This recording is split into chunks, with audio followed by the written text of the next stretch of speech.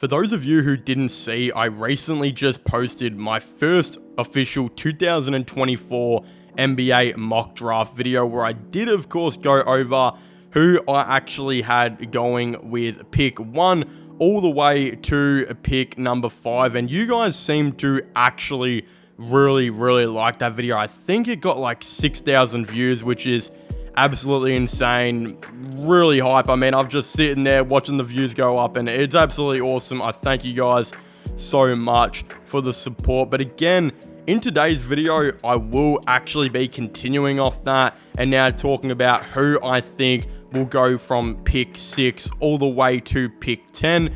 Before we do get into it though, I do highly recommend you guys go and check out that video, which I'll be linking in the description down below. That way you can see who I have all the other teams taking at 1 through 5. And if you're wondering why I didn't take a certain player with one of these picks, it might just be because I of course took him with a higher pick to a different team. So highly recommend you guys go and check that out. Link in the description down below. And last but not least, of course, at the time making this video, we don't know the official lottery. Again, of course, it hasn't happened just yet. We don't know who's won it, and we don't know who's been absolutely snubbed. So we'll be going based off standings and where teams, of course, do sit now. And we will be starting off with the 6th overall pick, which, of course, at the time making this video, does currently belong to the Toronto Raptors. And again, the Raptors have always been, I feel like, a harder team to draft from in the last couple years because they could take absolutely any position, because I feel like they've got a lot of really decent players in their starting 5, like Scotty Barnes, RJ Barrett, again, Emmanuel Quickly, etc., who, again, are pretty decent in their respective positions. Of course, their bench is definitely one of the more weak ones in the league. So with this pick, though, I did just kind of think, well, let's just go with who I think is best available, which is Robert Dillingham, who is arguably the best point guard in this draft so far. Again, of course, I did have Nikola Topic going at pick 4, who I do believe is maybe the best, but also fits what the Spurs needed at that pick. But again, the Raptors really can't go wrong with Dillingham. I really don't think at this pick. Again, he is an elite player when it comes to his speed and athleticism. Great ball handler who is extremely crafty and great at losing defenders with his insanely quick dribble moves. He's a great playmaker with just insanely good court vision, very capable of executing really high speed plays. He also happens to be one of the best shot creators in this draft and puts a ton of effort into both ends of the court. A couple downsides can potentially be his defense sometimes is not exactly great, although again puts in a fair bit of effort. It is said that he can get pushed off pretty easily and can be used as a mismatch target, which does scare me a little bit because Toronto, I feel like, have kind of, I think, really based themselves off having great defense in the previous couple years, but with some new coaching here and there, you can tell they're really trying to, I think, embrace a new offensive game style. And I think Dillingham works really well with this Raptors team, because I look at this Raptors team right now and I see a lot of really good things, but one thing I don't see a whole lot of is playmaking. Again, Scotty Barnes, I think, is a really underrated ball handler and playmaker, and he's going to get better and better with that every year. Emmanuel Quickly is definitely much more of a, shot first, I think, shot creator kind of guy. But Dillingham, not only is he a great shot creator, but he's extremely quick and is a very good pass of the ball, who I think is going to work really well with a couple of these Raptors players. Again, it's going to be interesting to see how they handle this, because they might already think that Emmanuel Quickly is, of course, their future point guard, which I do expect could be the case. But I have no reason to see that maybe both of these guys couldn't potentially start together at the guards. Again, I don't really see too many reasons not to try potentially both of these guys together. And it's really like, well, whoever you draft at this pick is probably going to be a position they almost already have, filled. Like, if they were to draft the center, well, you've already got Jakob Poeltl there. If you're going to draft the forward, well, you've already got RJ Barrett and you've already got Scotty Barnes. I just figured they probably need another guard. I'm not exactly too sure what the long-term future is of Emmanuel Quickley at that point guard position, even though I actually have liked what I've seen on the Raptors. I think it is time to bring in a guy who can really play make and, of course, be an awesome passer to a guy like Scotty Barnes. And I think that Dillingham does that really, really well. Again, a ton of great things to like about him, and his only knock is he might, not be exactly the greatest defender, but honestly, at the point guard position at 6'2" in the NBA, I definitely feel like he will be able to settle in with that. And again, we've seen Emmanuel Quickley as well have a lot of experience at playing the shooting guard. I just think this pick makes a ton of sense. He's definitely the best player available with this pick, and I really do think the Raptors, it'd be awesome for them to finally bring in a playmaker and a dude who can, of course, not only do that, but shot create as well, which would be something really awesome to help out, of course, Scotty Barnes. With the 6th overall pick, I will, of course, have the Toronto Raptors selecting Robert Dillingham. And now, with the 7th overall pick, we, of course, do have the Memphis Grizzlies. Now, again, the Grizzlies have had a very interesting year, which has earned them quite a high pick, and I actually think there's a really good player for them available with this selection, and that is, of course, Zach Edey, who has been absolutely awesome for quite a while now. Again, he just recently came off the March Madness championship game where he absolutely dominated. Again, unfortunately for him, was not able to get the win over UConn, but of course, I believe I saw somewhere where he scored like 62% of their points. And of course, I think it was like 37. This dude is an absolutely beast scorer, being a 7'4" center, who I think really does fit into this Grizzlies team. He also fills in the positional need that I think they do have based off center. It's really hard to know if Jaren Jackson Jr. will be a center in the NBA, or if he will remain as a power forward, as sometimes he's looked good at center so far this season for the Grizzlies, but other times it's like he's just, I don't really know. He definitely gets caught out by some certain centers, even though he's a really good interior defender. Again, Zach Edey is really, compared to a couple of really awesome players over the NBA's time, including Yao Ming, kind of being his ceiling. It's being said that he's like Yao Ming, just with less mobility, which I guess is a really kind of weird comparison. Again, obviously for Yao Ming's size and height, he was pretty mobile, but again, compared to other NBA players, not so much. It's being said that Edey has really nice hands and a good touch around the rim. He finishes extremely solid and has developed into being a really good free throw shooter, shooting over 70%. He's also not only 7'4", but he's an extremely big 7'4", being over 300 pounds, which is actually bigger than Boban Marjanovic, which to think is absolutely insane. He's also said to be one of the best defenders in the NBA, being able to clog any lane, and he alters absolutely every shot he sees. Again, watching him in some of these college games, this dude is an absolutely massive shot blocking machine. Like, if you are in a 10-meter radius from this guy, he will be absolutely huge and will block you so bad that it'll be an embarrassing and you'll end up on a highlight reel. One of the knocks on Zach Edey that I've heard some people say is he's, of course, obviously extremely good, at the college level. And I think this is the knock that I've got him taking a 7 with. Again, I've seen a lot of people have this guy go at like pick 3 in their mock draft, but some of the knocks have been said is, will he be able to fit in today's NBA, being so tall and being so big? Will he, of course, be able to do it? Again, he is not exactly the fastest guy out there and will definitely not be able to get to the perimeter at all. But the realistic thing is, if you put this guy in, of course, in the paint, he will be absolutely dominant. And I really do, look at a guy like this and I think, well, is there a guy out there in the NBA? And there's not exactly too many names, but a guy I know is, of course, being Rudy Gobert, who I think Rudy Gobert garnered that much hate that he actually ended up becoming underrated, and we've now seen what he has been able to do with Minnesota this, of course, most recent season.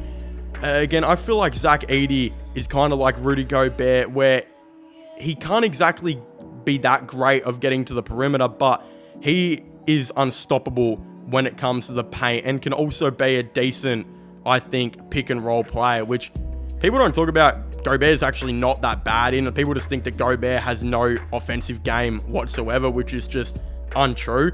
Again, Zach Edey is a huge guy who's definitely going to get a rebound when needed. He will be one of the best defenders, of course, in this whole entire draft.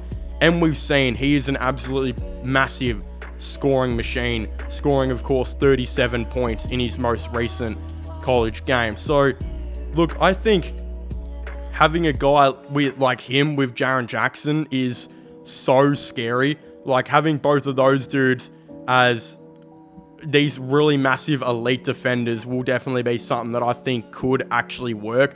And it's kind of what like Minnesota are doing right now with Cat and Gobert, and Cavs have done with Mobley and Allen. Lakers previously with, of course, Anthony Davis and JaVale McGee. This could definitely be the best out of, all of them, if it does, of course, work well. Will he translate to the NBA?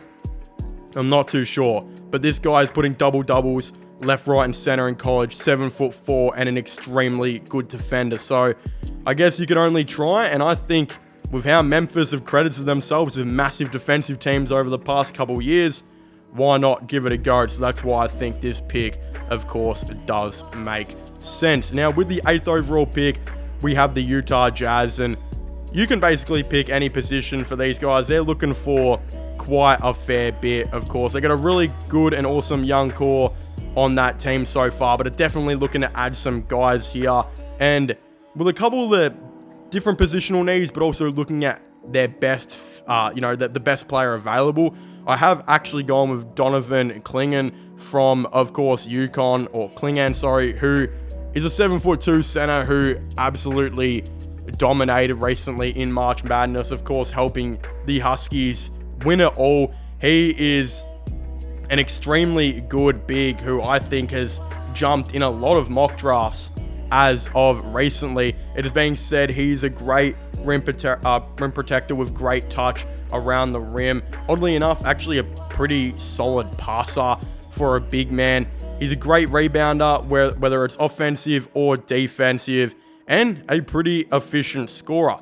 Of course, there have always been downsides with certain centers like this. It's being said he's not a good switchable defender, not a good shooter, which I don't see as an issue. And of course, really in today's NBA, where even though shooting's pretty necessary, I still think there are a lot of centers who can't shoot, who are extremely good. Again, players like Jarrett Allen, who aren't exactly the greatest shooters out there, that just do the job day and night and are very, very good. And Clingan is, of course, currently being compared to Steven Adams and Jakob Poeltl, who both players have severely gone underrated in their careers thus far, and I still think have a lot of really good years under their belt to do quite a fair good amount of things. I just think this pick makes a lot of sense right now for the Utah Jazz, as they're definitely looking for who their future center is going to be in the NBA. Again, for a long time, it looked like Walker Kessler was going to be their center, and then of course they decided not to start Kessler throughout a ton of games this year, preferably for them playing John Collins at that starting center position. Then I've even seen, after Collins, I've seen them go pretty small ball and play Larry Markkinen at that center position as well, who, again, is not small, obviously being 7 foot, but just doesn't really, of course, play like a center at all. He plays a lot like a small forward or power forward in today's game. So they're definitely out and about looking for who I think their future starting center is, of course, going to be. And with Donovan Clingan just succeeding really, really well as of late and averaging a really respectable, I believe, 13 points per game and 7.5 rebounds. Not only can he do all of that, but this guy is doing a ton of other things, like, of course, his defense being pretty respectable. So yeah, it's going to be interesting to see where this guy goes. I've seen ESPN actually have him ranked at number 3, while a lot of other drafting, websites do have him ranked at around 10 to 12. I've, of course, kind of met in the middle here, having him at 8, but I do think he just makes a ton of sense for this Utah Jazz team. And yeah, it's going to be interesting to see what they do with Kessler in the future. I think there's been some minor trade talks.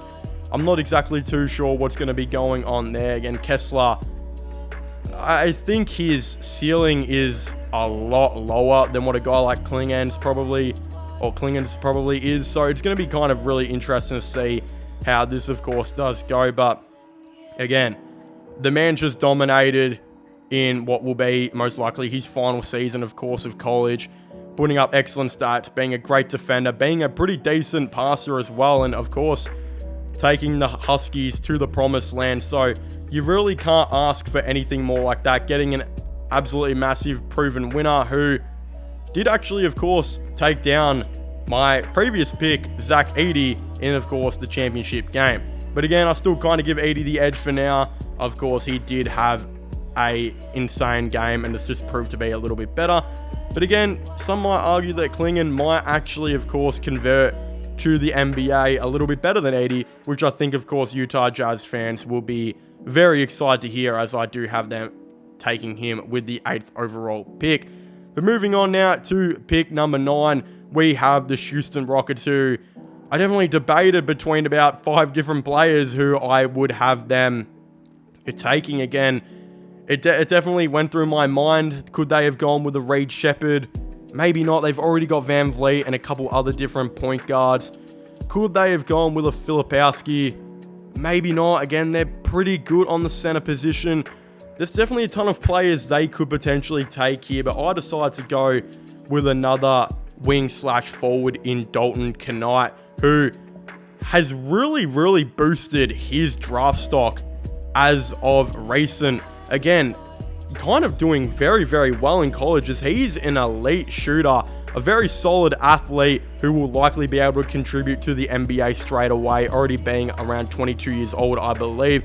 An extremely great finisher around the rim, elite in transition. He gets down the floor before anyone else and is extremely effective at finishing plays at high speeds. Again, some might argue his defense might not be the greatest thing at this rate, but definitely has improved, as he has gone on. Some of the comparisons I've seen are actually calling him a little bit taller, a little bit of a better defender, of course, than what Norman Powell is.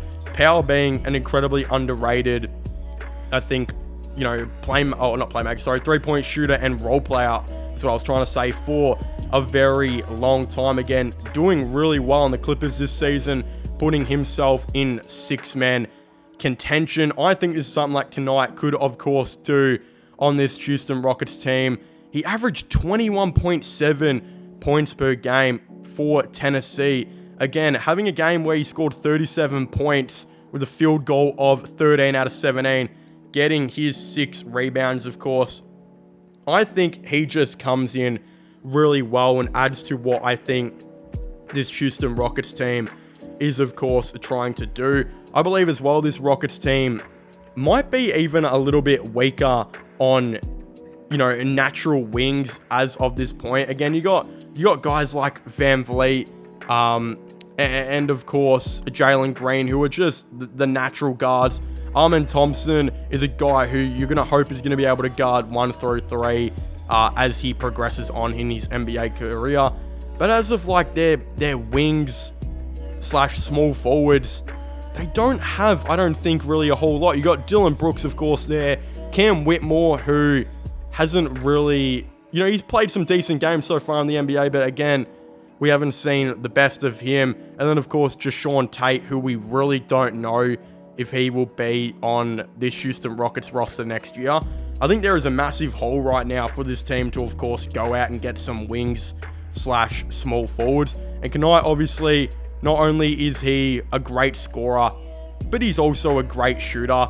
So when you have guys like, Van Vliet trying to play make, and, of course, Jalen Green trying to shot create, we know Jalen Green, unfortunately, can get himself into trouble at the wrong times. And having a guy to kick it out to like Knight, who obviously, again, has been proven to be a really, really great shooter so far, and also a decent shot creator, I think this is one that makes very much a lot of sense. Again, other scouts say he projects very clearly to the NBA level and has an NBA-ready game. It's extremely easy to imagine having an impact from day one as a floor spacer wing who can also score in isolation. He's got a beautiful jumper, rises up with a ton of confidence, and can carry the load on the offensive end. He's an explosive athlete in the lane and can drop the hammer on defenders with highlight reel dunks. Again, as I said earlier though, the only knock so far on him is that he is considered to not be exactly the greatest defender. So a lot of really interesting things to, of course, talk about him. Some slight bad things, but I think adding this guy as a backup shooting guard, a backup small forward, a backup small ball power forward, there's definitely a lot that the Houston Rockets can really do right here, and I think this pick makes a ton of sense for them. With the 10th overall pick now, we do, of course, have the Atlanta Hawks, who, they're definitely going to be going off best available. They're going to have a really interesting offseason. I'm super keen to see who gets traded from this team and who stays. They're actually low-key building, though, I think, still a pretty impressive young core that no one really talks about, which is pretty unfortunate. But it so happens there is a guy right now available at this pick who it's going to be really interesting to see how he goes to the NBA and how he converts. Will he be really good? I'm not sure, but I do know he could be an absolute huge steal for them if so, and that is, of course, Ron Holland. Again, I think people forget that this guy at one stage had people talking about him being a potential pick one of this draft. Of course, he is a 6'8" small forward slash power forward, ranked by some places at 12, ranked by other websites at 6. Again, I've got him going near in the middle of number 10. Of course, he's being said to be one of the most well-rounded athletes in this draft class. He's extremely fast, he's strong, and he can jump out of the gym with great hops. He has the ideal frame for a wing slash forward in the NBA, being 6'8" with long arms and a lot of muscle. He's an elite scorer in transition, gets down the court fast, great mover off the ball. He's a great driver and an extremely good finisher around the rim. And of course, he's a really, really good perimeter defender who can stay in front of his man and contain anyone from bigger guards to big forwards. Again, unfortunately, there are of course some downsides. I've said everything that's so great about this guy. There's just a lot of things that aren't good. And I think that's where his rank of potentially being a pick one kind of dropped. But of course, it's being said, he's not a great passer. He can be turnover prone, so just potentially sometimes not good with the ball in his hands. His three-point shot isn't consistent at the time making this video, and of course his shot creation can also be a little bit inconsistent. But again, I think with maturity, leadership, and coaching, especially in the NBA where not necessarily everything is on your shoulders like it might be for him to be the number one man, like it is for him where he actually plays in the NBA G League Ignite team. I think going to the NBA and playing with a guy like Trae Young, who still does not get the recognition he deserves as a really good shot creator and shooter, who is also very calm and steady with the ball in his hands. I think going and working under a guy like that, working under a guy like DeJounte Murray, and some good coaching, underrated coaching potentially from Quinn Snyder as well.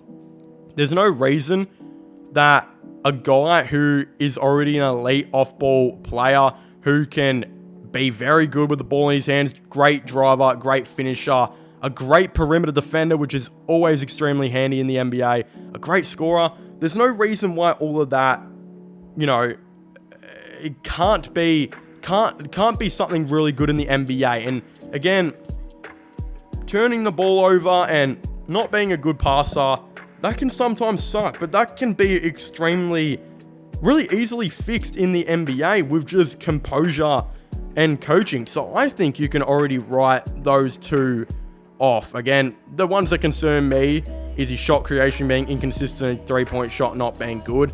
It's definitely not great, but again, I think he can absolutely learn, and there's no reason why he couldn't do and be a very good player, of course, in the NBA. So again, I think it makes a lot of sense for the Atlanta Hawks to make this selection. You obviously, while doing this pick as well, I think it gives you more room to see what you want to do with your other players. You know, some players like DeAndre Hunter have been on the trade market. Kevin Huerter previously was one of those guys. A couple other players here and there might join that conversation. But even if they don't, they still need depth at that wing position anyway. And look, will he start, especially even straight away? Probably not. Will he ever start? Yeah, maybe. But the thing is, right now, you're adding a really good young player who has pick one potential over him, and at one stage was supposed to be that guy, to come in and add depth and already join this already pretty decent Atlanta Hawks team that just really suffers from not having much depth. Again, it's got a decent starting five, a couple extra things here and there to add. I think it can be a pretty solid team, and I think that, you know, adding a guy like Ron Holland does fix a lot of their issues. So, of course, if you haven't already, please make sure to leave a like and subscribe to the channel. Comment your thoughts and opinions down below. What do you guys think about this mock draft? Do you guys like it or do you guys not? Again, I highly recommend, like I said earlier, to go and check out my previous ones, which were linked in the description down below. Again, don't forget to subscribe to my gaming channel and this one, of course, if you haven't already. Links for that gaming one will be in the description down below. Comment your thoughts and opinions down below, guys, and I guess I'll see you guys next time. Goodbye.